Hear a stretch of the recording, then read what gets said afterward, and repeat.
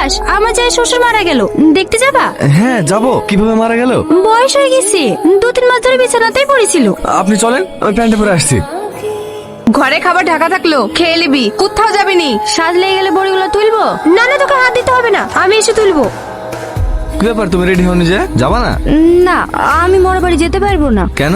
ওই শরীর খারাপ। জ্বর এসছে? না না, ওই শরীর খারাপ না, মেয়েদের সমস্যা। মেয়েদের সমস্যা? এতে সমস্যার কি আছে? সমস্যা আছে বাপ, এই অবস্থায় মরা বাড়ি যেতে হয় না, পাপ হয়। নিজের বাপ মা মরে গেলেও যেতে পাবে না? এসব কথা কে বলেছে আপনাদেরকে? এটা তো ন্যাচারাল জিনিস। আমাদের শরীর থেকে যেমন ঘাম বের হয়, কোথাও কেটে গেলে রক্ত বের হয়, ঠিক সেরকমই এর সাথে মরা বাড়ি যাওয়া না যাওয়ার সম্পর্ক কি? আমরা তো অত শত জানিনি বাপ, বাপ দাদার আমল থেকে যা শুনে আসছি সবাই মানে, আমরাও মানি। আসলে কি বলেন তো, বাপদাদার আমলে তো স্যানিটারি প্যাড এসব কিছু ছিল না, তাই পরিষ্কার পরিচ্ছন্নতা বজায় রাখার জন্য মেয়েদেরকে ঘরে বিশ্রাম নিতে বলা হতো। আর সেই নিয়মটাকে আজ আমরা কুসংস্কার বানিয়ে ফেলেছি। আর তুমি তো শিক্ষিত মেয়ে, তোমার মা বাবুকে বুঝিয়ে বলতে পারো না? যাও ড্রেস করে এসো। লাও।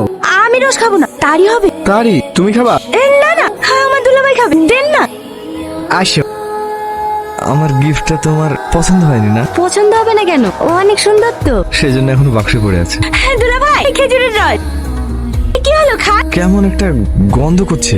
এরকমই হয়, কলকাতায় ছিলেন আপনি, কোনোদিন খাননি তো, তার জন্য এরকম মনে হয়েছে। শরীরের জন্য খুব উপকারী, নাক বন্ধ করে মেডিদের। কই আসে কাকা, হে বিয়া রসে কি ছিল, মুক্তি ভেবে উঠছে যে।